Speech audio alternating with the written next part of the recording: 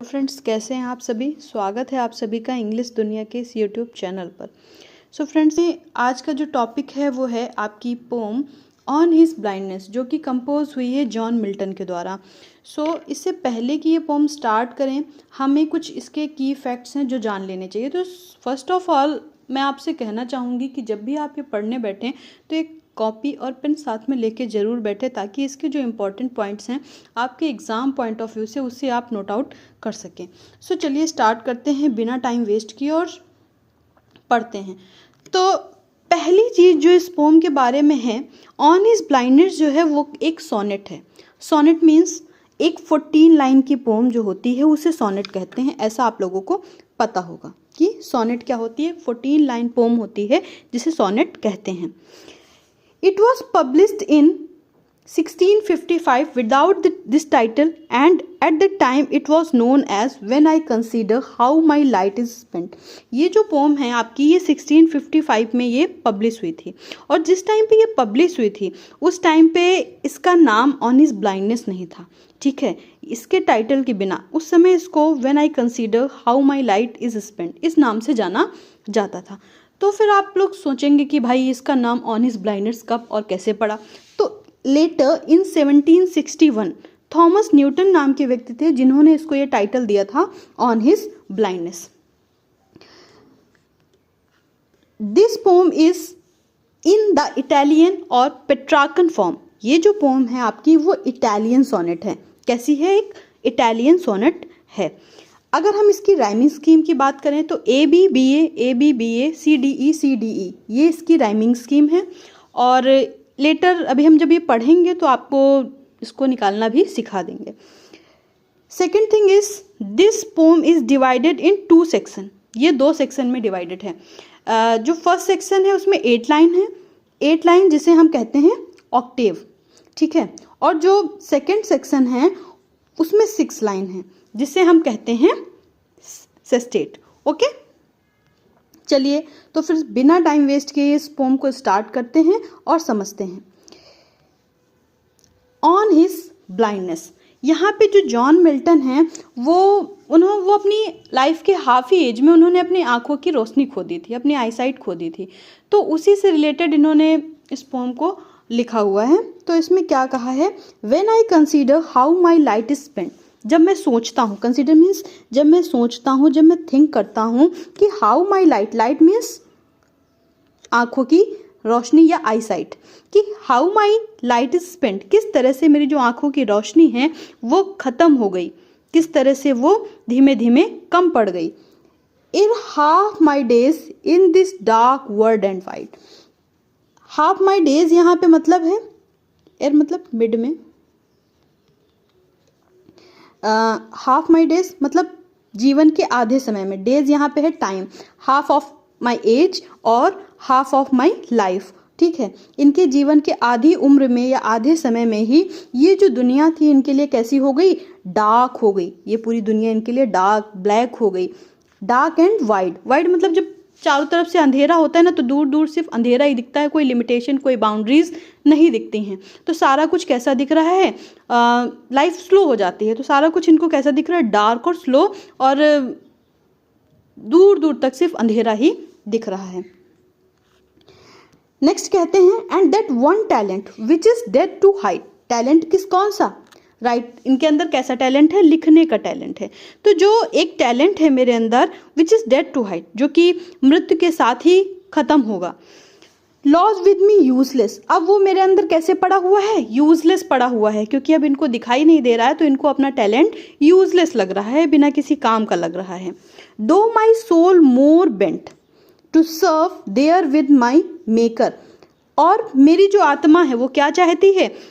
अपने मेकर को, मेकर मतलब यहाँ पे कौन है? गॉड, भगवान, गॉड को सर्व करना चाहती है अपने इस टैलेंट के साथ। मेरी जो आत्मा है वो और ज़्यादा चाहती है कि मैं अपने गॉड को अपने इस टैलेंट के साथ सर्व करूं, उनकी सेवा करूं, अपने पोएट्री के माध्यम से, अपने जो भी लेख हैं, रिटन आर्टिकल्स हैं, उनके माध्यम से अपने गॉड को सर्व करूं।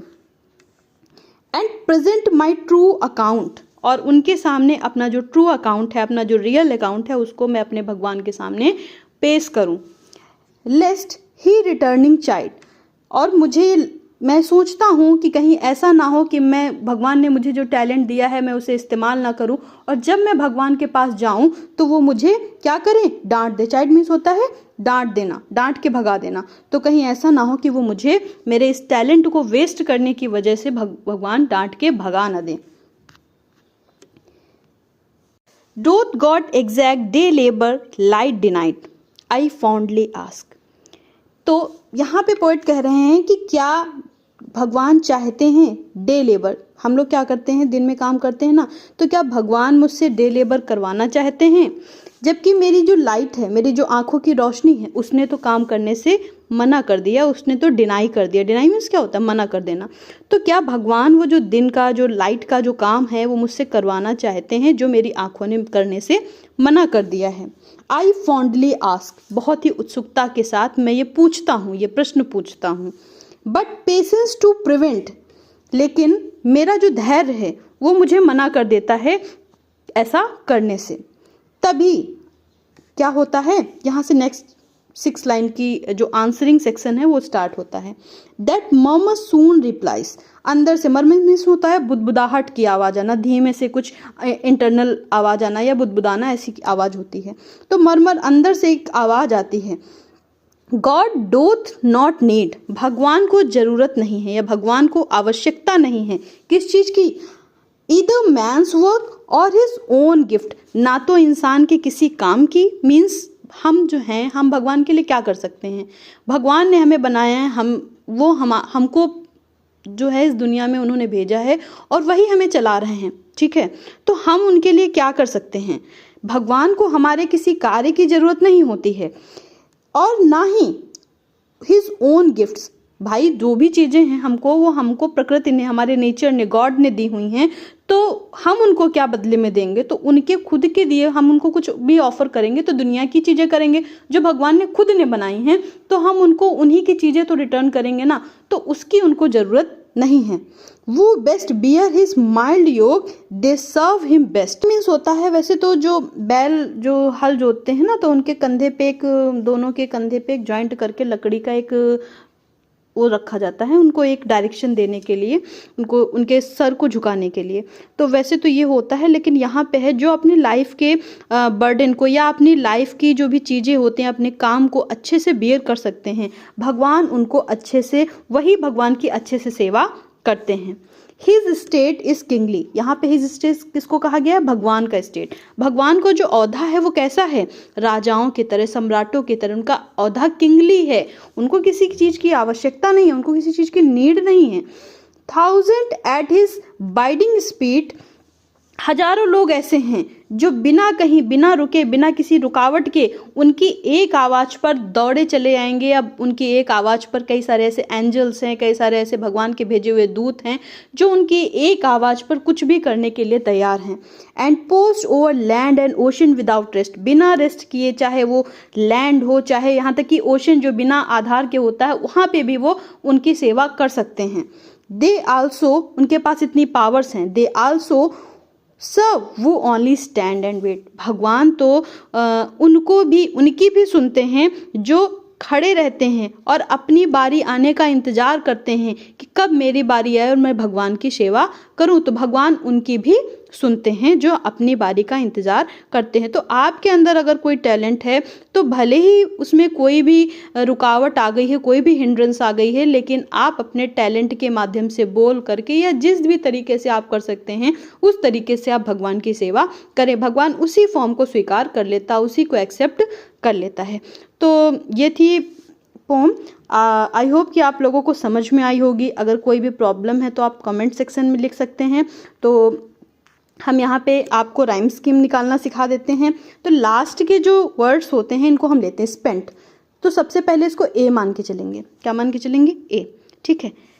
स्पेंट वाइड, अब दोनों का साउंड मैच नहीं हो रहा है इसलिए ये होगा बी। वाइड हाइड मैच हो रहा है इसलिए ये भी होगा बी। स्पेंट बेंट मैच हो रहा है इसलिए ये होगा ए। तो A B B A, next वाले का भी यही निकलेगा, A B B A, okay. अब जो आंसरिंग लाइन है उनको हम एक बार निकाल के दिखा देते हैं।